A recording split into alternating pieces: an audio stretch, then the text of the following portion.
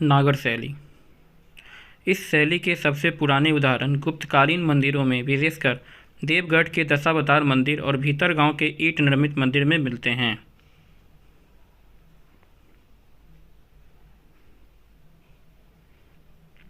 नागर शैली की दो बड़ी विशेषताएं हैं, इसकी विशेष योजना और विमान।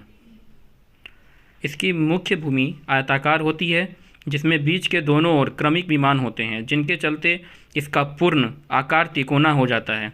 यदि दोनों पार्श्वों में एक एक विमान होता है तो वह तीरथ कहलाता है। दो दो विमानों वाले मध्य भाग को सप्तरथ और चार चार विमानों वाले भाग को नवरथ कहते हैं। ये विमान मध्य भाग से लेकर के मंदिर की अंतिम ऊंचाई तक बनाए जाते हैं। मंदिर के सबसे ऊपर शिखर होता है। नागर मंदिर के शिखर को रेखा शिखर भी कहते हैं। नागर शैली के मंदिर में दो भवन होते हैं, एक गर्भगृह और दूसरा मंडप। गर्भगृह ऊंचा होता है और मंडप छोटा होता है। गर्भगृह के ऊपर एक घंटाकार संरचना होती है, जिससे मंदिर की ऊंचाई बढ़ जाती है। नागर शैली के मंदिर में 4 कक्ष होते हैं: गर्भगृह, जगमोहन, नाट्य मंदिर, बहु मंदिर।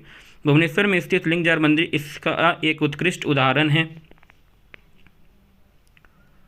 द्राविड़ शैली।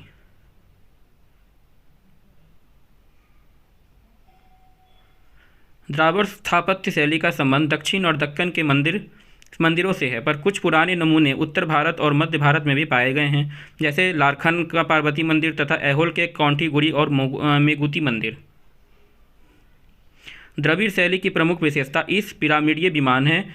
इसका विमान में मंजिल पर मंजिल होते हैं, जो बड़े से ऊपर की ओर छोटे होते चले जाते हैं, और अंत में गुंबदाकार आकृति होती है, जिसका तकनीकी नाम स्तूपी अथवा स्तूपिका होता है।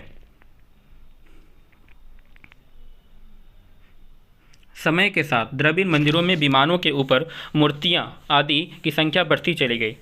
द्रविड़ मंदिर में एक आयताकार गर्भगृह होता है, जिसके चारों ओर प्रदक्षिणा का मार्ग होता है।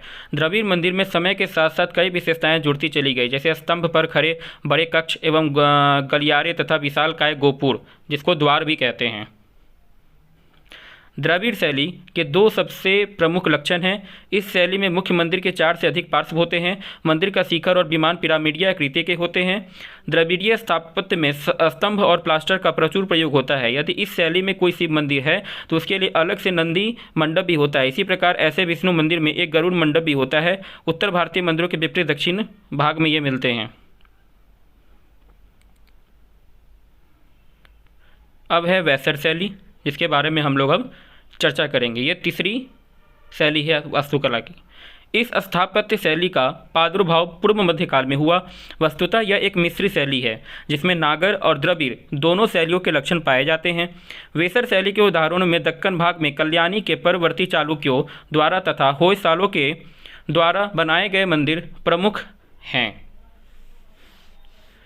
इनके बारे में कुछ जानकारियाँ और भी ले लेते हैं, जैसे कि इसमें द्रविड़ शैली के अनुरूप विमान होते हैं, पर ये विमान एक दूसरे से द्रविड़ शैली की तुलना में कम दूरी पर होते हैं, जिसके फलस्वरूप मंदिर की ऊंचाई कुछ कम रहती है।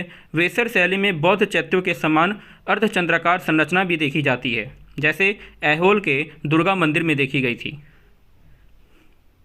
मध्य भारत और दक्कन में स्थान स्थान पर वेसर शैली में कुछ अंतर भी पाए जाते हैं। उदाहरण स्वरूप पापनाथ मंदिर और पट्टडकल मंदिर। ये लास्ट शैली है। Thank you for watching this video. Please like, share, subscribe and press the bell icon for upcoming videos.